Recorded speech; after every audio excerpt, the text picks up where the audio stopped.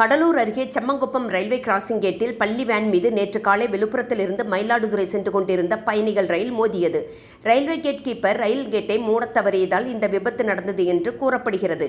இந்த விபத்தில் மாணவர்கள் சாருமதி, நிமலேஷ், செலியன் உயிரிழந்தனர். இது தமிழகம் முழுவதும் அதிர்ச்சியை ஏற்படுத்தியிருந்தது. இந்த ரயில்வே கிராசிங்கில் இன்டர்லாக்கிங் சிஸ்டம் இல்லையா அல்லது பழுதடைந்து விட்டதா என்ற கேள்வியும் எழுகிறது. சரி, இன்டர்லாக்கிங் சிஸ்டம் என்றால் என்ன? எப்படி இது ரயிலை விபத்தில் இருந்து காப்பாற்றுகிறது என்று பார்க்கலாம். ரயில்வே அமைப்புகளில் இன்டர்லாக்கிங் என்பது சிக்னல்களை கட்டுப்படுத்துகிறது. ஒரு தண்டவாளத்தில் ஒரு நேரத்தில் ஒரு ரயில் மட்டுமே செல்வதை உறுதி செய்கிறது. இது ரயில் மோதல்களை தவிர்க்க ஒரு பாதுகாப்பு பொறியாக செயல்படுகிறது. புள்ளிகள் என்பது ரயில்கள் ஒரு பாதையிலிருந்து மற்றொரு பாதைக்கு மாற அனுமதிப்பதாகும். இது ஒரு ரயில் செல்ல அனுமதிக்கப்படுவதற்கு முன்பு செல்லலாமா என்பதை உறுதிப்படுத்துகிறது. விபத்துகளை தடுப்பதற்கு இந்த ஒருங்கிணைப்பு மிக முக்கியமானது. குறிப்பாக ஆள் இருக்கும் மற்றும் ஆளில்லா ரயில்வே கேட்டுகளில் ஏற்படும் விபத்துகளை தடுப்பதற்கு மற்றும் ஒரே தண்டவாளத்தில் 2 ரயில்கள் செல்வதை தடுக்க உதவுகிறது. ஒரு ரயில் எச்சரிக்கையுடன் செல்ல வேண்டுமா, நிறுத்த வேண்டுமா அல்லது தொடர வேண்டுமா என்பதற்கு சமிஞைகள் கிடைக்கும். ஒரே தண்டவாளத்தில் 2 ரயில்கள் ஒரே நேரத்தில் வந்துவிட்டால் உடனே இன்டர்லாக்கிங் சிஸ்டம் எச்சரிக்கை செய்யும். நவீன முறையில் இன்டர்லாக்கிங் சிஸ்டம் நிர்வகிக்க கம்ப்யூட்டர்கள் பயன்படுத்தப்படுகின்றன. அதிக பாதுகாப்பு, வேகம் மற்றும் நம்பகத்தன்மையை வழங்குகின்றன. மனிதர்கள் இல்லாத ரயில்வே கேட்டையும் இந்த இன்டர்லாக்கிங் சிஸ்டம் கட்டுப்படுத்தும். லெவல் கிராசிங்கை நெருங்கும் ரயிலுக்கான சிக்னல் கிடைத்தவுடன் லெவல் கிராசிங் வாயிலை மூட வேண்டும். ஒரு ரயில் நிலையத்திற்குள் ஒரு ரயில் நுழைகிறது என்றால் அந்த ஸ்டேஷனில் இருந்து அடுத்த ஸ்டேஷன் வரை குறிப்பிட்ட தண்டவாளத்தில் எந்த ரயிலும் செல்லக்கூடாது. அந்த பாதையில் உள்ள அனைத்து ரயில்வே கேட்டுகளும் மூடப்பட்டிருக்க வேண்டும் என சில நிபந்தனைகள் உள்ளன. இவற்றையெல்லாம் பூர்த்தி செய்ய இன்டர்லாக்கிங் செய்துள்ளனர்.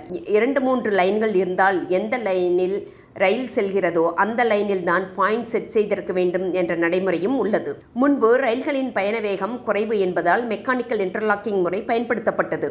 தற்போது வேகம் அதிகரித்து விட்டதால் எலக்ட்ரானிக் இன்டர்லாக்கிங் முறை பயன்படுத்தப்படுகிறது. ஒடிசாவின் பாலசோரில் சென்னை கோரமண்டல் எக்ஸ்பிரஸ் உள்பட 3 ரயில்கள் ஒன்றோடொன்று மோதிக்கொண்ட விபத்தில் 275 பேர் உயிரிழந்தது அனைவருக்கும் நினைவு இருக்கலாம். இதற்கு காரணம் இன்டர்லாக்கிங் சிஸ்டம் பழுதடைந்திருக்கலாம் என்று கூறப்பட்டது.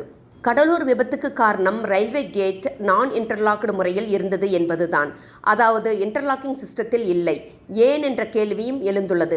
ரயில்வே மேலாளரின் கட்டுப்பாட்டில் தான் ரயில்வே கிராசிங்கின் கட்டுப்பாடுகள் இருக்கும். ஒரு ரயில் நிலையத்தில் இருந்து ரயில் புறப்படும் முன்பு ரயில் நிலைய மேலாளர் சம்பந்தப்பட்ட கேட் கீப்பருக்கு இந்த எண்ணுள்ள ரயில் வருகிறது என்ற எச்சரிக்கை கொடுப்பார். இதற்கு பின்னர் இருவருக்கும் இடையே ஒரு எண் பரிமாற்றம் இருக்கும். முதலில் ரயில்வே மேலாளரின் எண் கிடைத்தவுடன் கேட் கீப்பர் கேட்டை மூடிவிடுவார்.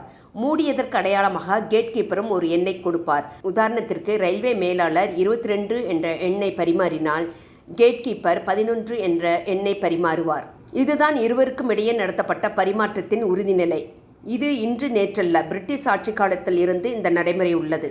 அப்படி இருக்கும்போது கடலூரில் கேட்டை மூடாமல் கேட் கீப்பர் தூங்கினாரா அல்லது மூடப்பட்ட கேட் திறக்கப்பட்டதா?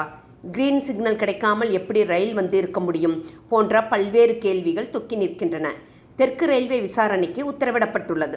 ஆனால் 3 மாணவர்களின் உயிர் பறிபோனதே, இதை யாராலும் நிரப்ப முடியாது. நண்பர்களே, எங்களது கருத்துக்கள் பிடித்திருந்தால் எங்களது யூடியூப் சேனலை சப்ஸ்கிரைப் செய்யவும், லைக் செய்யவும்.